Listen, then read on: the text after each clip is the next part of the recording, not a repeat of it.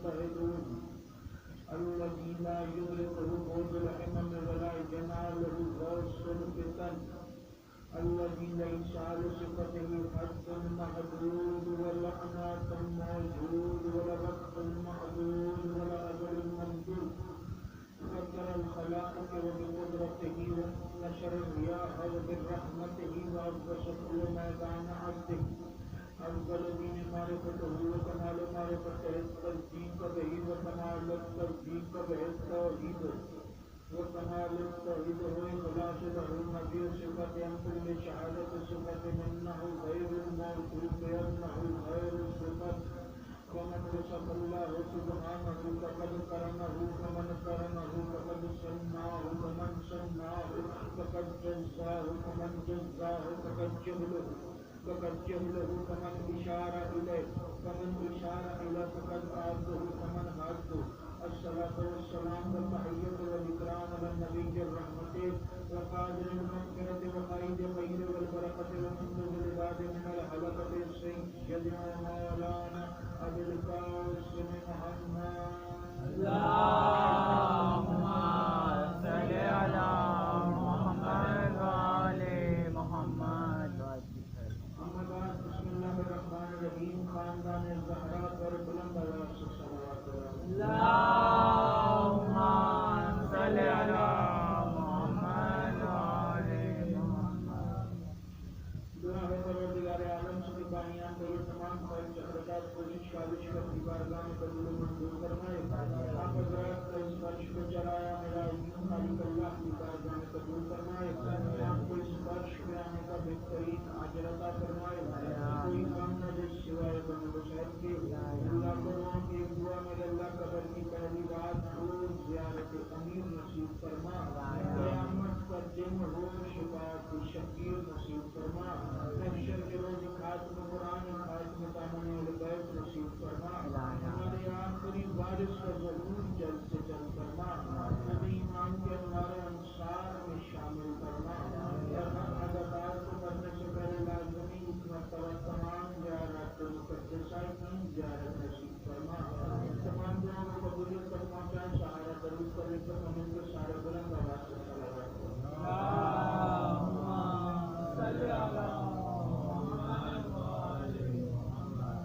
مزاج مولا کی نفاستوں پر ناگوار نہ گزرے پر صلوات گرام بلند آواز سے پڑھیں. اللهم صل على محمد وآل محمد. اجازت سے بات کرتے جائیں. بسم اللہ.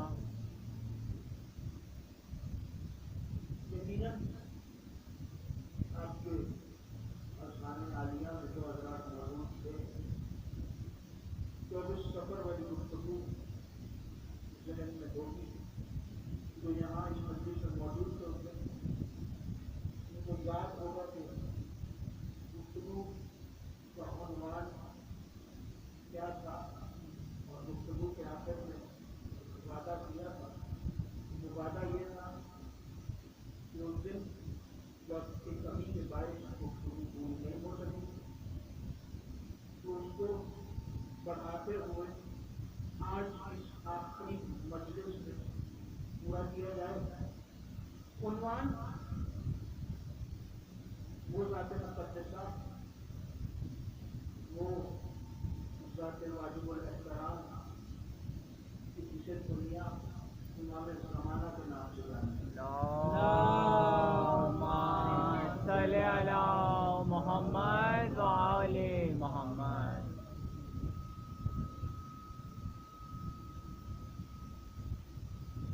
امام زمانہ کے 5 حقوق بیان کی جا رہے تھے کہ جو 5 حق ہر مومن پر واجب ہے امام کے. جسے یاد ہو وہ میرے ساتھ دہراتا چلا جائے اور جو نہیں جانتا وہ آج جان لے. جو جانتا ہے وہ جانتا ہے, جو نہیں جانتا وہ آج جان لے کہ امام زمانہ کے یہ جو 5 حقوق ہیں یہی وہ 5 حقوق ہیں کہ جن سے علماء نے किताबों में इमाम के 50 से लेकर 50,000 तक हकूक गिनवाए। 5 हक हैं जो हर मोमिन बशर पर वाजिब है इमाम। इसमें पहला हक, जल्दी जल्दी से पहले 2 हक गिनवा कर बात को आगे बढ़ा दूं। जिसे याद आ जाए वो इतना जरूर बोले, और जिसे मेरी बात समझ में आए वो इतना जरूर बोले कि कम से कम मुझे पता चल जाए कि मेरा खिताब सकीफा के अमीरों से नहीं, फकीर के फकीरों से। वाह वाह वाह वाह, सुभान अल्लाह। पहले 2 हक बयान हो गए तो, लेकिन जल्दी जल्दी दोहराता हुआ बात को आगे बढ़ाऊं। पहला हक इमाम जमाना का जो हर मोमिन पर वाजिब है, ये मोमिन समझिएगा, मोमिन पर वाजिब है।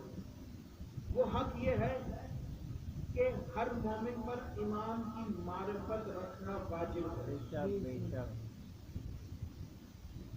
अब जिसने मुझसे फरमाइश की थी इस मौजूद की, मुझे वो यहाँ पे नजर तो नहीं आ रहा, लेकिन चलो मेरी आवाज यकीनन उस तक पहुँच रही होगी। इमाम की मारिफत हर मोमिन पर वाजिब है। इमाम की मारिफत क्या है? ये काफी दफा काफी मजलिसों में मारिफत इमाम के ऊपर गुफ्तगू कर चुका। तो हम इनको बुलंद आवाज से सलावत करते हैं। अल्लाहुम्मा सल्ली अला मुहम्मद व आले मुहम्मद। फिर भी बुलंद आवाज से सलावत। अल्लाहुम्मा सल्ली अला मुहम्मद व आले मुहम्मद। तवज्जो है आप साहिबान की मेरी। इमाम की मारिफत हर साहिब ईमान मोमिन पर वाजिब है। इमाम की मारिफत कितनी वाजिब है ये आपके ज़हनों में मौजूद है कि इमाम की मारिफत इतनी हो दिल में कि अगर आँख बंद करके इमाम का नाम भी लो तो इमाम सामने आ जाए। इमाम का नाम भी लो तो इमाम सामने आ जाए।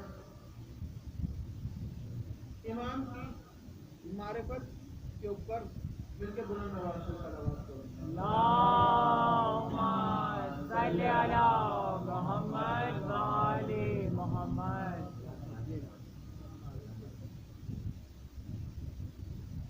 मिलकर इससे भी बेहतर बुलंद आवाज से अल्लाहुम्मा सल्ली अला मुहम्मद व आले मुहम्मद। तवज्जो रखिएगा मेरी तरफ। इमाम की मारिफत इतनी ज़रूरी है, ये मैंने उस दिन भी वाक़या बयान किया कि इमाम जाफ़र सादिक के दौर का एक वाक़या कि एक शख्स ने इमाम की मारिफत को कितना अपने दिल में रखा और किस तरह इमाम को पुकारा। ये एक छोटा सा जुमला सुन लीजिएगा, इमाम की मारिफत वाज़ेह हो जाएगी। इराक का एक शहरी था, रोज इराक के चौक पे आके खड़ा हो जाता अपने घोड़े और अपनी तलवार के साथ। लोग जब उससे पूछते कि क्यों खड़ा है तो कहता इमाम का इंतजार कर रहा हूं। तवज्जो रखिएगा, कहता इमाम का इंतजार कर रहा हूं। एक दिन लोगों ने उसको पागल कहना शुरू कर दिया कि ये पागल है और चौक पे तलवार और घोड़ा लेके खड़ा हो जाता है और इमाम का इंतजार करता रहता है, इमाम पता नहीं आएंगे नहीं आएंगे। एक दिन एक शख्स आया और उसने इसको मजाक में कहा कि तू यहाँ पे खड़ा है और वहाँ इमाम तेरा इंतजार कर रहा है। ये घोड़े पर बैठा अपनी तलवार के साथ और उस जानिब चला और उसके बाद वापस पलट कर नहीं आया। यानी इमाम की मारिफत इतनी ज़रूरी है कि इमाम को जब भी पुकारो, इमाम खुद कहते हैं कि तुम जब भी मुझे पुकारो दिल से पुकारो, मैं ज़हरा का लाल नहीं अगर तुम्हारी मदद को ना पूछूं। इमाम का दूसरा हक वो ये है कि इमाम का इंतजार करना हर मोमिन पर वाजिब है। अब इंतजार करना कितना वाजिब है یہ پہلے 2 حق تھے جو میں نے اس دن مکمل تفصیل کے ساتھ بیان کیے تھے. انتظار کرنا واجب ہے. اللہ قرآن میں کہہ رہا ہے کہ اے میرے حبیب ان سے کہہ دیجئے کہ تم بھی انتظار کرو اور تمہارے ساتھ اس انتظار میں ہم بھی شامل ہیں. تمہارے ساتھ اس انتظار میں ہم بھی شامل ہیں. تم بھی منتظر ہو ہم بھی منتظر ہیں.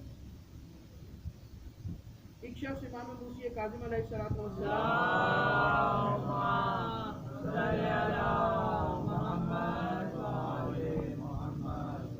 امام کی بارگاہ مقدسہ میں حاضر ہوا اور اس نے حاضر ہو کے کہا کہ مولا آپ کے جب رسول نے بھی کہا اور آپ سے پہلے جتنے ائمہ گزرے سب نے کہا کہ قائم کا انتظار کرو، قائم کا انتظار کرو. یہ بتائیے کہ یہ جو انتظار ہے اس کا کوئی فائدہ بھی ہے کہ ہم اس ہستی کا انتظار کر رہے ہیں کہ جو ابھی تک اس دنیا میں آئی بھی نہیں. کیا اس کا انتظار کرنے کا کوئی فائدہ بھی ہے یا صرف انتظار اور انتظار ہے؟ کیا ہمیں اس انتظار کے سلے میں کچھ ملے گا بھی صحیح؟ تو امام موسی کاظم نے فرمایا کہ سنو،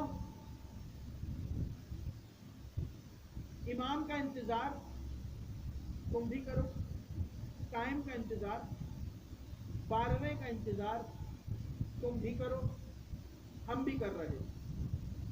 یاد رکھو اگر کوئی شخص قائم کا انتظار کرتے کرتے اس دنیا سے رخصت ہو جائے تو وہ یہ نہ سمجھے کہ وہ اپنے بستر پہ مرا، بلکہ وہ یہ سمجھے کہ وہ امام کے سامنے، امام کے ظہور میں، امام کے حضور میں، امام کے خیمے میں مرا. امام کے سامنے، امام کے حضور میں، امام کے خیمے میں مرا. یہ 2 حق امام کے ہو گئے. مل کے بلند آواز سے صلوات. اللہم صلی علی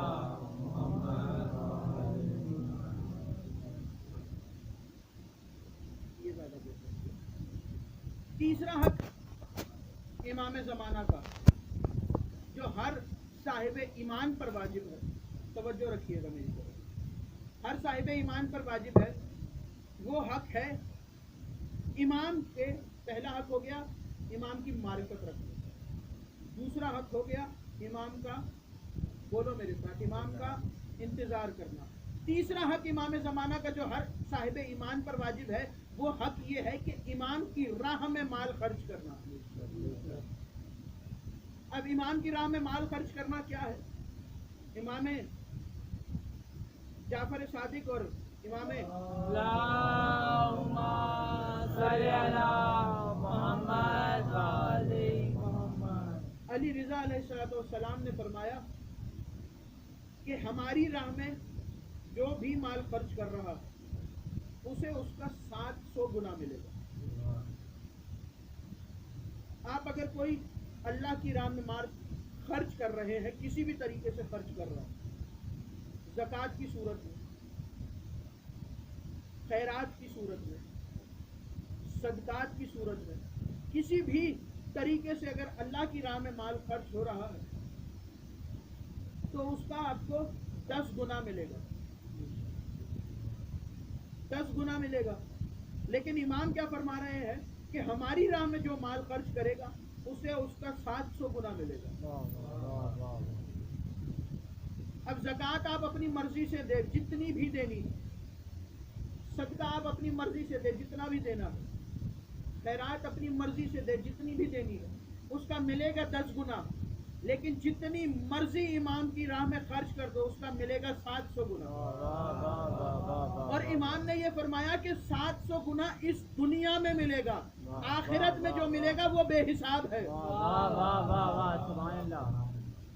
آخرت میں جو ملے گا اسے کوئی گن نہیں سکتا، کوئی شمار نہیں کر سکتا. امام کی راہ میں مال خرچ کرنا. اور یہ تو سودا گری ہو گئی، اور ویسے بھی سودا گری کوئی بری چیز نہیں ہے. اللہ نے بھی یہی کہا ہے کہ کہ تم یہ کام کرو تو میں تمہیں یہ عطا کروں گا، تم یہ کام کرو تو میں تمہیں یہ عطا کروں گا، یہ کرو گے تو یہ عطا ہوگا۔ اللہ حالانکہ انسان کی جبلت سے واجب ہے، جانتا ہے، واقف ہے کہ انسان منافع ہر چیز میں تلاش کرتا ہے، ہر چیز میں اپنا منافع تلاش کرتا ہے، اپنا فائدہ تلاش کرتا ہے۔ جب انسان کو کسی کام کے بدلے میں 10 گنا مل رہا ہے تو وہ کام وہ لازمی طور پر کرے گا۔ لیکن امام رضا نے فرمایا کہ ہماری راہ میں مال خرچ کرو، تمہیں اس دنیا میں 700 گنا ملے گا اور قیامت میں جو ملے گا وہ بے حساب ہے۔ اس کے آگے امام نے اس کی دلیل کے لیے قرآن کی ایک آیت تلاوت کرنا ہے، جس میں اللہ نے، امام فرماتے ہیں کہ کیا تم نے سورہ بقرہ کی وہ آیت نہیں پڑھی کہ جس میں اللہ کہہ رہا ہے کہ سبیل اللہ کی راہ میں خرچ کرو، سبیل اللہ کی راہ میں خرچ کرو۔ جب کسی نے امام سے پوچھا کہ مولا یہ سبیل اللہ ہے کیا، تو امام نے اپنی طرف اشارہ کرتے ہوئے فرمایا کہ ہم 14 اللہ کی سبیل ہیں، نحن سبیل اللہ، ہم 14 اللہ کی سبیل ہے۔ تو پھر اس آیت کا ترجمہ یوں کرنے کا، لفظی ترجمہ کرنے لگا ہوں، توجہ رکھنا، اس آیت کا یوں ترجمہ کرنے کا پھر میرا حق ہے نا کہ اللہ کی راہ میں خرچ کرو، یہ ہو گیا، جس کے بدلے میں تمہیں 10 گنا ملے گا۔ اب اللہ کیا کہہ رہا کہ علی اور اولاد علی کی راہ میں خرچ کرو، علی اور اولاد علی کی راہ میں خرچ کرو۔ کیا تم دیکھ نہیں رہے کہ اولاد علی کی راہ میں دنیا خرچ کر رہی ہے اور دنیا کو اس پہ ملے بھی جا رہا ہے؟ حسین کی راہ میں دنیا کتنا خرچ کر رہی ہے؟ تو امام نے فرمایا کہ ہماری راہ میں خرچ کرو، تمہیں اس کا 700 گنا ملے گا، اور قیامت میں جو ملے گا اسے کاتب تقدیر کا قلم بھی لکھ نہیں سکتا، اتنا بے حساب تمہیں آخرت میں ملے گا۔ تیسرا حق کیا ہے؟ امام کی راہ میں مال خرچ کرنا۔ اب توجہ رکھیے گا، چوتھا حق جو امام زمانہ کا ہر مومن پر واجب ہے وہ یہ ہے کہ امام زمانہ کے لیے دعا مانگنا۔ توجہ ہے آپ صاحبان کی میری؟ چوتھا حق امام زمانہ کا کیا ہے؟ امام زمانہ کے لیے دعا مانگنا۔ اب دعا کیا ہے اور کس طرح مانگنی ہے، یہ رسول نے فرمایا اور اللہ نے فرمایا، اور ویسے بھی یہ ہر امام کے دور میں ایک طریقہ رہا کہ ہر امام کے دور کے لیے دعا مانگی جاتی تھی، لیکن اس وقت یہ بات پردے میں تھی، اس وقت یہ بات پردے میں تھی، جس نے سمجھ لی اس نے سمجھ لی، اور جس نے نہ سمجھی وہ مجرم نہیں تھا۔ اس دور میں اصول یہ تھا، رسول خدا سے لے کے امام حسن عسکری تک اصول یہ رہا کہ اگر کوئی شخص نماز کے بعد اپنے لیے دعا نہ مانگے، اپنے لیے دعا نہ مانگے، تو اللہ فرشتوں سے کہتا تھا اس کی نماز اس کے منہ پہ مار دو، مجھے اس کی نماز کی ضرورت نہیں، میں نے اس پہ نماز اسی لیے واجب کی ہے کہ کسی طریقے سے مجھ سے مانگے تو صحیح، تاکہ میں اس پہ اپنی رحمتیں برساؤں، تاکہ میں اس پہ اپنی نعمتیں دوں اس کو۔ تو جو دعا نہیں مانگتا اپنی نماز کے بعد اپنے لیے، اللہ اس کی نماز اس کے منہ پہ مار دیتا۔ لیکن امام زمانہ کے اس زمانے میں آنے کے بعد اللہ نے قانون کو 2 طریقوں سے کر دیا۔ اللہ نے کہا نماز کے بعد اپنے لیے بھی دعا مانگو، اور اپنے بعد اپنے زمانے کے امام کے لیے بھی دعا مانگو۔ جو زمانے کے امام کے لیے دعا نہیں مانگے گا اللہ اس کی نماز اس کے منہ پہ مار دے گا۔ اللہ کہتا ہے کہ مجھے اس کی نماز کی ضرورت نہیں، یہ نماز نہیں ورزش کر رہا، جو نماز کے بعد اپنے زمانے کے امام کے لیے اور اپنے لیے دعا نہیں مانگا، مجھے اس کی نماز کی ضرورت نہیں، میں نے اس پر دعا نماز اسی لیے واجب کی تھی کہ یہ مجھ سے دعا مانگے، یہ میرے آگے ہاتھ پھیلائے، دنیا والوں کے آگے ہاتھ نہ پھیلائے۔ اب دعا کیسے کرنی ہے امام کے لیے؟ ایک جملہ سن لینا، اگر سمجھ میں آ جائے تو بولنا ضرور۔ امام کے لیے دعا یہ کرنی ہے کہ میرے اللہ میرے ایمان کی خیر ہو، میری ہو نہ ہو میرے ایمان کی خیر ہو.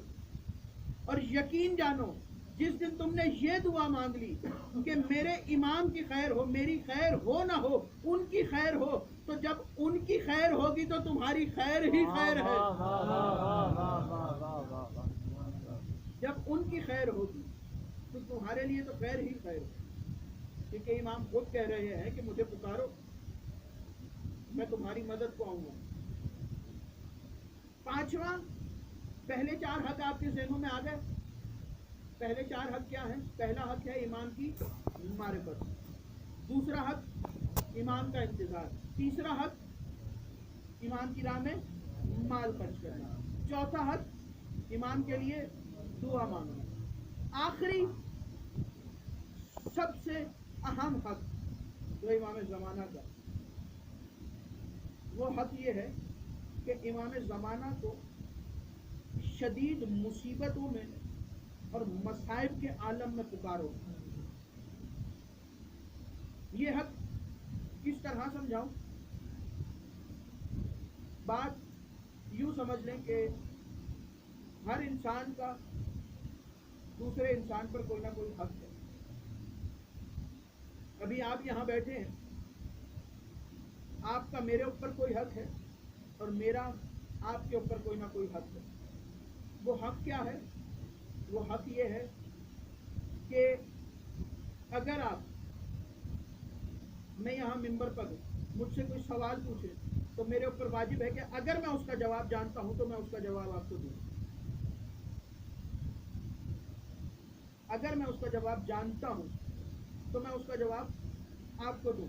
اگر میں جواب نہیں دوں گا تو قیامت والے دن آپ اللہ کے آگے شکایت کر سکتے ہیں.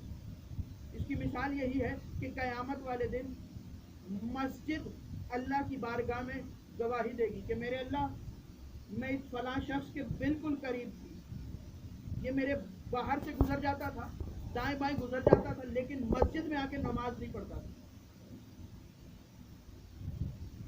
مسجد قیامت والے دن اللہ کی بارگاہ میں گواہی دے گی. اسی طرح آپ کا امام کے اوپر حق ہے کہ آپ امام کو، واجب ہے آپ کے اوپر کہ امام کو پکاریں. اگر آپ امام کو نہیں پکارتے تو قیامت والے دن اللہ آپ سے سوال کرے گا کہ جسے میں نے تمہارے لیے بنایا تھا تم نے اسے پکارا کیوں نہیں. اگر کوئی یہ سمجھے تو یہ دیکھے کہ معاذ اللہ امام تو خود کسی نہ کسی مصیبت میں ہوں گے، تو وہ حجت ہی کیا کہ جو اگر خود بھی مصیبت میں ہے تو اپنی عوام کو مصیبت سے نہ نکالے. وہ حجت ہی کیا جو اگر خود کسی نہ کسی مصیبت میں ہے بھی صحیح تو عوام کو کسی مصیبت سے کیوں نہ نکالے. اس کی مثال یہ ہے کہ اگر کوئی شخص میرے پاس آئے مدد کے لیے تو میں بھی اس کی کسی نہ کسی طریقے سے مشکل کشائی کر سکتا ہوں.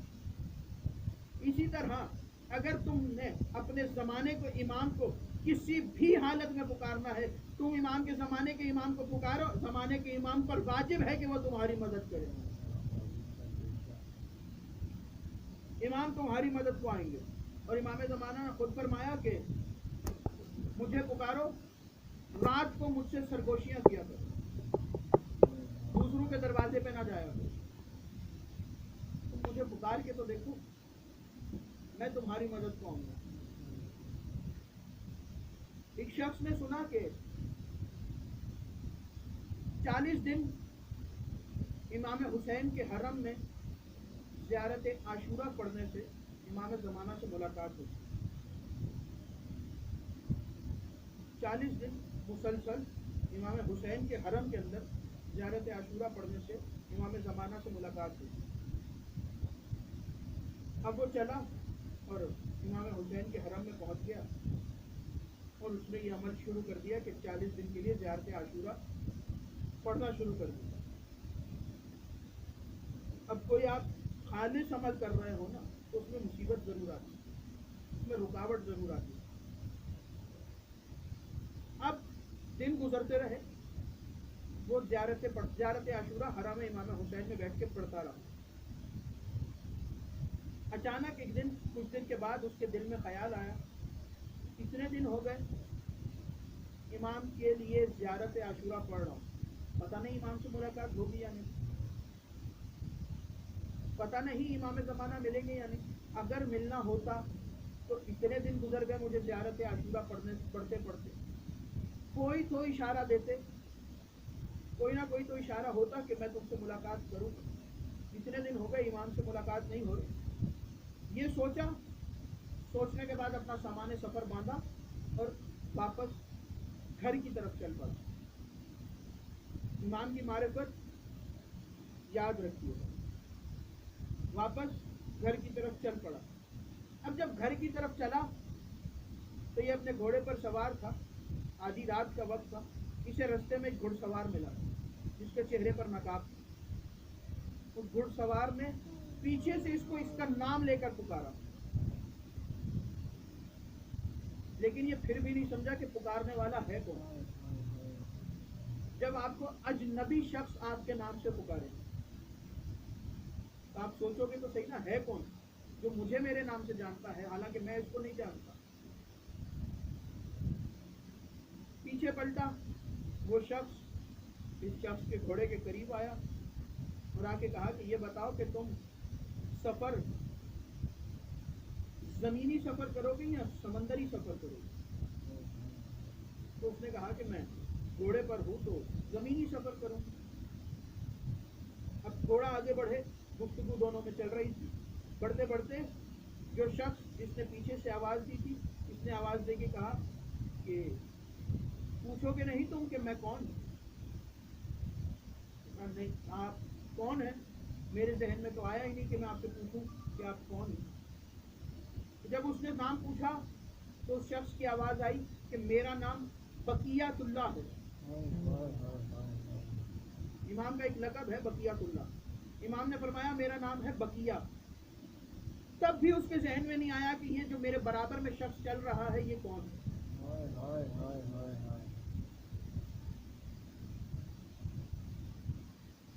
امام کو دل سے پکارو تو امام مدد ضرور کرتے ہیں، یہ ذہن میں رکھیے۔ اب چلا آگے، چلتے چلتے مولا نے اس شخص سے کہا کہ تو جہاں جا رہا ہے، تیرے شہر میں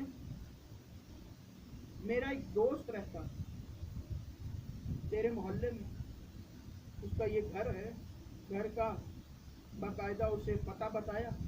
پتہ بتانے کے بعد اس سے کہا کہ میرا ایک کام کرنا، یہ 700 دینار اس کے گھر پہنچا دینا۔ توجہ رکھیے گا، یہ 700 دینار اس کے گھر پہنچا دینا، اور جب اس کے گھر جاؤ گے تم تو صبح کا وقت ہوگا۔ اب دیکھیے امام اسے کیا بتا رہے ہیں، وہ پھر بھی نہیں پہچانا امام کو۔ امام کہہ رہے ہیں کہ تم اس کے گھر جاؤ گے، جب تم دروازے پہ دستک دو گے تو وہ گھر سے باہر نکلے گا تو اس کا ہاتھ خون میں بھیگا ہوا ہوگا اور اس کے ہاتھ میں چھری ہوگی۔ گھبرانا مت، وہ قصاب ہے، صبح صبح جانور ذبح کرتا۔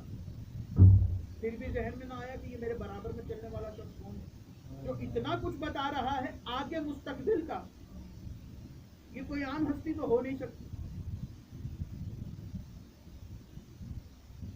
جانے لگا تو اس نے پوچھا کہ یہ بتائیں کہ میں اس کو کیا بولوں کہ یہ تمہارے 700 دینار کس نے بھجوائے ہیں؟ تو آواز آئی کہ اس سے کہہ دینا کہ یہ 700 دینار بقیہ نے بھجوائے۔ چلا، اپنے شہر پہنچ گیا۔ جب اپنے شہر پہنچا، اس نے امام کی بات پر عمل کرتے ہوئے اس قصاب کے گھر پہنچا، دروازے پر دستک دی، قصاب دروازے پر آیا تو وہ اس کو دیکھ کر پریشان ہو۔ اس نے کہا پریشان نہ ہو، میں جانتا ہوں تو قصاب ہے اور صبح صبح جانور ذبح کرتا ہے۔ اب بتا رہا ہے سب کچھ کہ مجھے سب پتا ہے۔ اس نے کہا کیوں آیا ہو؟ اس نے کہا کربلا سے آ رہا ہوں، کسی نے تیرے لیے 700 دینار بھیجے۔ کربلا سے آ رہا ہوں، کسی نے تیرے لیے 700 دینار بھیجے۔ یہ سننا تھا کہ اس شخص نے کہا کہ تو یہیں پر چند لمحات میرا انتظار کر، मैं अंदर से होके आ रहा हूँ। उसने अपने घर का दरवाज़ा बंद किया, अंदर गया, हाथ साफ करने के बाद वज़ू किया, वज़ू करने के बाद कपड़े तब्दील किए, कपड़े तब्दील करके बाहर आया, बाहर आके इसके करीब आया और करीब आके कहा, कहाँ से आ रहा है? करबला से आ रहा है। ये बता कि जिसने तुझे 700 दिनार भेजे हैं उसने कुछ नाम भी बताया? तो इसने कहा कि हाँ, कोई बकिया था, उसने 700 दिनार तेरे लिए भेजे। जब इसने ये कहा ना तो ये शख्स आगे बढ़ा और इसकी आंखों का बोसा लेने लगा। तो इसने कहा क्या कर रहा है? तो इसने कहा अभी अभी तू इमाम की ज़ियारत करके आ रहा है, मैं तेरी आंखों का बोसा कर रहा हूँ। तूने अपनी आंखों से इमाम की ज़ियारत, तो वो इमाम थे। उसने कहा तूने अपने बराबर में चलते हुए इमाम को नहीं पहचाना, मैं घर में बैठ के पहचान गया कि ये पैसे इमाम ने भिजवाए। उसने कहा क्या मतलब है? उसने कहा अभी रात गुजरी थी, रात को मैंने इमाम को मुसल्ले पर बैठ के पुकारा था कि मौला 700 दिनार का कर्जदार हूँ और किसी भी तरीके से दे नहीं सकता, कुछ भी हो मेरी मदद कीजिए। अभी मैंने रात को इमाम को पुकारा था और देख इमाम ने तेरे जरिए से मेरी मदद के लिए 700 दिनार भेज। इमाम ज़माना को दिल से पुकारो, इमाम लाजिम तौर पर तुम्हारी मदद करेंगे।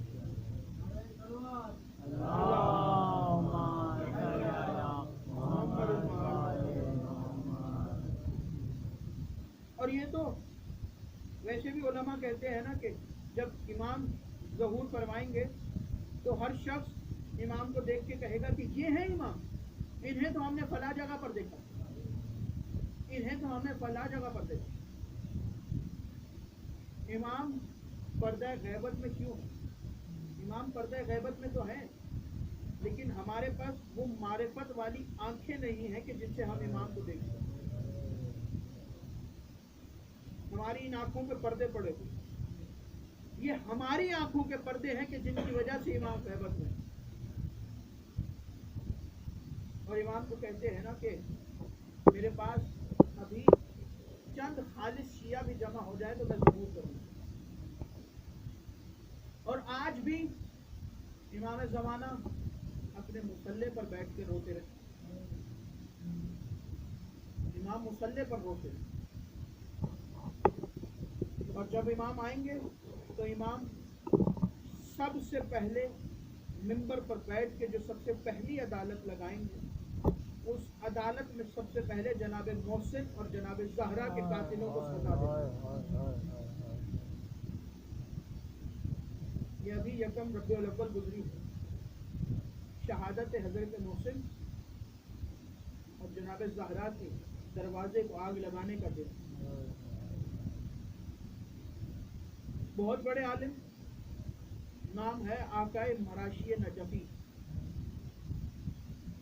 वो कहते, उन्होंने एक किताब लिखी जिस किताब में उन्होंने अपनी 12 इमामों से मुलाकात का अहवाल बयान किया कि मेरी कौन से इमाम से किस तरीके से कैसे मुलाकात और क्या गुफ्तगू हुई। उसके आखिरी बाब में उन्होंने इमाम ज़माना से मुलाकात का अहवाल बयान किया, जिसमें वो लिखते हैं कि जब मेरी इमाम ज़माना से मुलाकात हुई तो मैंने देखा कि इमाम मुसल्ले पर हैं और मुसल्ले पर बैठ के ज़ारो कतार रो रहे हैं। इतना रो रहे हैं कि इमाम के सामने का जो मुसल्ले का हिस्सा है वो इमाम के आंसुओं से गीला हो चुका है। वो कहते हैं कि मैंने देखा जब इमाम को रोते हुए तो मैं चंद कदम आगे बढ़ा, जब मैं आगे बढ़ा तो मैंने देखा कि इमाम के सजदेगाह के बराबर में 5 मीखें रखी हुई, 5 लोहे की मीखें रखी हुई। वो कहते हैं कि मौला ये कौन सी मीखें हैं कि जिन्हें आप देख के रो रहे हैं? तो इमाम ने फरमाया मराशी, क्या तुमने इन मीखों को पहचाना नहीं? तो इन्होंने कहा नहीं मौला, मैं इन मीखों को नहीं पहचानता। तो इमाम ने रो के कहा मराशी, ये वो मीखे हैं कि जब मेरी दादी ज़हरा के दरवाजे को आग लगाई गई तो ये मेरी दादी के दरवाजे के ऊपर लगी हुई थी, और जब दरवाजे को जालिम ने लात मारी तो ये मीखे मेरी दादी की पसलियों में पैवस्त हो गए।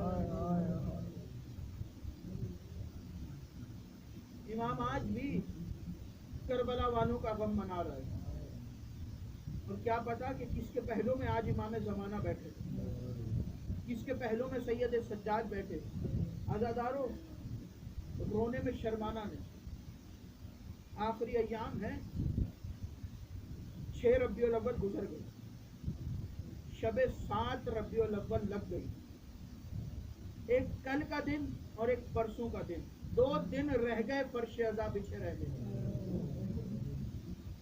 2 دن کے بعد یہ رونقیں، یہ مجلسیں ختم ہو جائیں گی، لیکن یہ یاد رکھنا کہ ان مجلسوں کو نہ کوئی روک سکا ہے نہ کوئی روک سکے گا۔ یہ مجلسیں تا قیام قیامت جاری رہے۔ جب امام ظہور کریں گے تو امام کے دور میں بھی مجلسیں ہوں۔ یہ فرش عزا اٹھے گا، اس فرش عزا پر آنے والی بیویاں گھروں سے چلی جائیں گی۔ فرش عزا پر مہمان آنے والے جو ہر روز مہمان آتے تھے، وہ مہمان اپنے گھروں کو لوٹ جائیں گے۔ یہ فرش عزا اس لیے بچتا تھا عزادارو کہ اس فرش عزا پر ہم بیٹھ کر زہرا کے لال کا پرسہ زہرا کو دے سکیں۔ عزادارو، یہ وہ ہستیاں ہیں کہ جو ہم سے اہل بیت کے فضائل سننے نہیں آتی، کیونکہ یہ ہم سے زیادہ واقف ہیں کہ اہل بیت کے فضائل کیا ہیں۔ یہ وہ بیویاں ہیں، یہ وہ امام ہیں کہ جو ہم سے زیادہ واقف ہیں کہ امیر المومنین کے فضائل کیا ہیں، حسن ابن علی کے فضائل کیا ہیں۔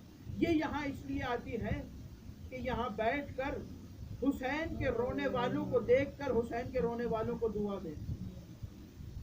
اور یہ تھوڑا سا سفر طے کر کے نہیں آتی ہیں عزادارو، یہ وہ بیویاں ہیں کہ جو دور سے چل کے آتی ہے، کوئی شام سے آتی ہے، کوئی بقیہ سے آتی ہے، اور جو شام سے بیوی آتی ہے نا عزادارو، اس بیوی کا ہاتھ پکڑے ایک 4 سال کی بچی بھی آتی ہے، اور جب کسی عزادار کو روتا دیکھتی ہے نا وہ بچی، تو رو کے اپنی پھوپھی کی گود میں بیٹھے بیٹھے پھوپھی سے پوچھتی ہے، پھوپھی اماں یہ جو رونے والے ہیں یہ کون ہیں؟ تو جناب زینب کہتی ہے سکینہ یہ تیرے بابا کے عزادار ہیں۔ تو جناب سکینہ ہاتھ دعا کے لیے بلند کر کے کہتی ہے کاش یہ کربلا میں ہوتے، کاش یہ کربلا میں ہوتے۔ اگر یہ کربلا میں ہوتے تو نہ ہمارے سروں سے چادریں چھنتی، نہ میرے کانوں سے بالیاں چھنتی، نہ یوں میرا بابا 13 ضربوں سے مارا جاتا۔ عزادارو، جی بھر کے پرسہ کر لینا، بچے جو اگلے برس تو ہم ہیں اور یہ غم ہے، گر نہ رہے تو اپنا یہ سلام آخر ہے۔ حسین کو نہ بھولنا عزادارو، بے شک فرش عزا اٹھ رہا، لیکن کوشش کرنا کہ خوشی کا ایام کو ہٹا کر روز ایک نوحہ اپنے گھر میں حسین کا پڑھو۔ جناب زہرا ترستی رہتی ہے اپنے لال کا پرسہ لینے کے لیے، اور عزادارہ جب کوئی عزادار اس فرش مجلس پر آ کے زہرا کو زہرا کے لال کا پرسہ دیتا ہے نا، تو جناب زہرا اس عزادار کا ایک ایک کر کے شکریہ ادا کرتی ہے۔ جناب زہرا شکریہ ادا کرتی ہے تمہارا عزادارو۔ اور جب کوئی شخص فرش مجلس پر بیٹھ کے مصائب سن کے اس کی آنکھ میں آنسو نہیں آتے، تو جناب زہرا رو کے کہتی ہیں اس نے کون سا میرے اکبر کو دیکھا تھا، اسے کیا معلوم کہ میرا اکبر کتنا حسین تھا، اسے کیا معلوم کہ میرا عباس کتنا پیارا تھا، اسے کیا معلوم کہ میں نے حسین کو کتنی محنت سے پالا۔ عزادارو، قافلے کو رہائی ملی، اور جب قافلہ شام سے چلا اور جب چلنے کی تیاری ہو رہی تھی، ایک جملہ سن لینا، آج جس بیوی کی شہادت کا دن ہے عزادارو، وہ بیوی بھی کوئی عام ہستی نہیں ہے۔ جناب ام رباب کی شہادت کا دن گزرا ہے عزادارو۔ جناب ام رباب وہ ہستی ہے کہ جو بعد از کربلا ساری زندگی چھاؤں میں نہیں بیٹھی، ساری زندگی سائے میں نہیں بیٹھی۔ لوگ کہتے ہیں نا کہ جناب ام رباب ساری زندگی دھوپ میں بیٹھی رہی۔ عزادارو، بے شک بی بی دھوپ میں بیٹھی رہی، لیکن موسم بدلتا بھی ہے، कभी शाम भी होती है, कभी सर्दी भी आती है, कभी तूफान भी आता है। हुसैन की ये ज़ौजा, असगर की ये माँ साए में नहीं बैठी, चाहे धूप का मौसम हो, चाहे तूफान वाली बारिश हो। ये बीबी कभी साए में नहीं गई, सहन में बैठी रही बाद अज़ करबला। अज़ादारों, काफिला शाम से चलने लगा तो जनाब ज़ैनब ने जनाब सैयद सज्जाद से कहा कि बेटा सज्जाद, तुम्हारी माँ रबाब नजर नहीं आ रही। तो जनाब सैयद सज्जाद कहते हैं, फूफी अम्मा मुझे मालूम है कि मेरी अम्मा रबाब कहाँ पर है।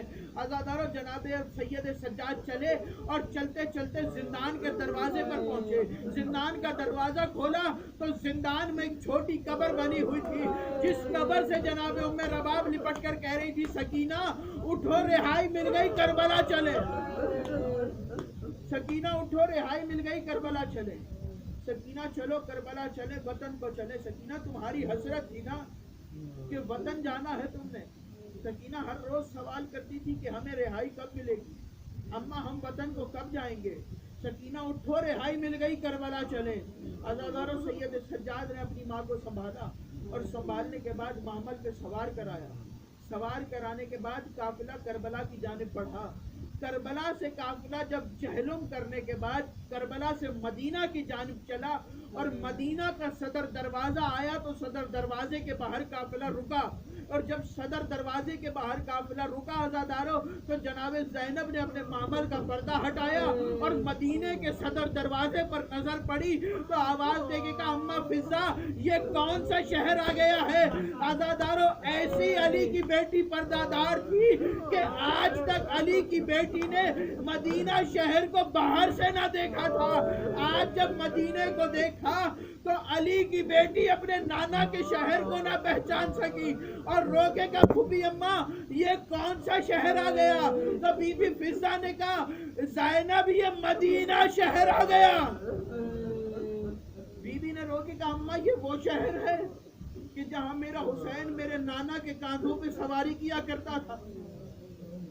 बशीर मदीना की मस्जिद में आया। बशीर ने ऐलान किया, मदीने वालों, मदीना रहने के काबिल नहीं रहा। मदीने वालों, मदीना रहने के लायक नहीं रहा। मदीने का नाम बदल कर वापस यसरब कर दो। ये ऐलान सुना घर में बैठी हुई अब्बास की माँ ने। अज़ादारों, जब ये ऐलान सुना ना तो रिवायतें दो हैं।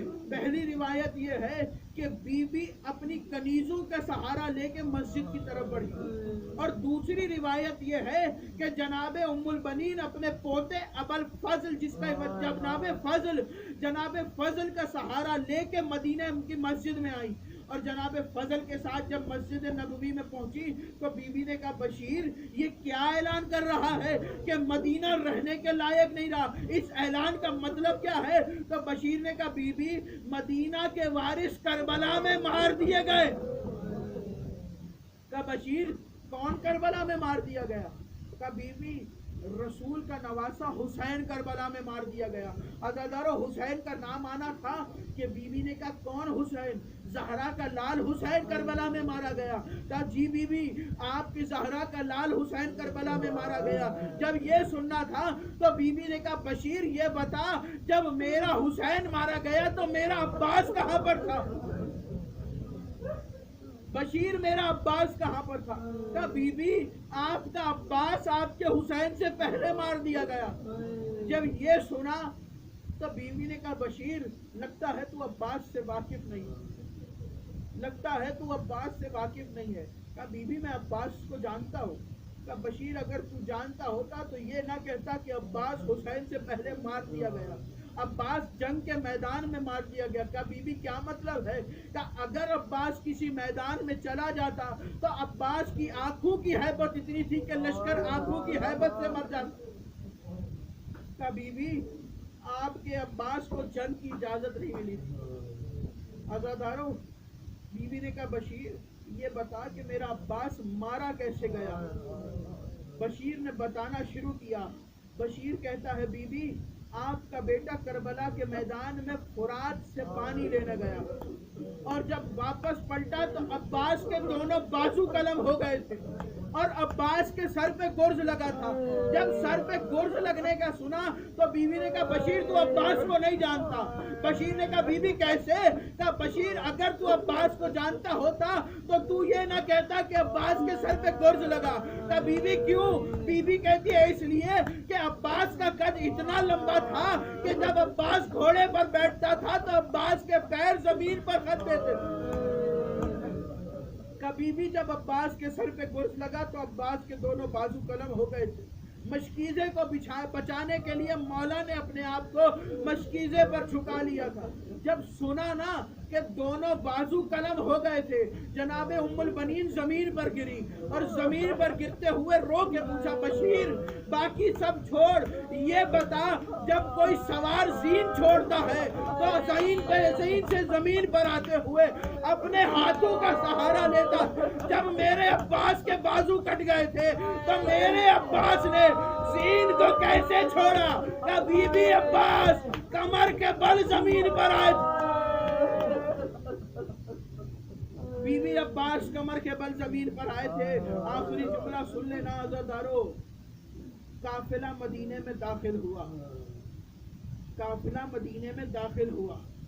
جناب زینب نے سید سجاد سے کہا وہ بیوی جو کبھی مدینے کی گلیوں میں نہیں آئی تھی آج وہ مدینہ شہر میں کھڑی تھی. بیوی نے کہا سجاد یہ بتاؤ میرے نانا کی قبر کہاں پر ہے؟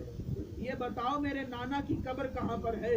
نانا کی قبر کا پوچھنے کے بعد جناب زینب نانا کے روزے کے میں اندر گئیں اور نانا کے روزے پر جا کے اپنے دونوں ہاتھ رکھ کے قبر پر نانا کو سلام کیا. عزادارو آخری جملہ سن لینا. نانا کو سلام کیا اور نانا کو مصیبتیں بتانا شروع کی. نانا ذرا اٹھیے اور دیکھیے کہ آپ کی زینب ایسی تھی جب مدینے سے گئی تھی. نانا ذرا اٹھیے اور یہ کہنے کے بعد بی بی زینب نے ایک گٹھڑی اٹھائی اور قبر رسول پر رکھی.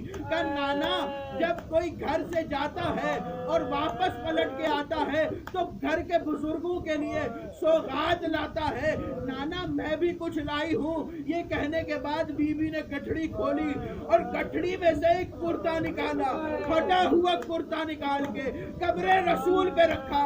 کہ نانا اٹھیے اور دیکھیے یہ حسین کا کرتا ہے. قبر رسول میں زلزلہ آیا. آواز دی زینب حسین کا کرتا ہٹا لے مجھ سے برداشت نہیں ہوتا. بی بی کی آواز آئی نانا مرد ہو کے بیٹے کا کرتا برداشت نہیں ہوا.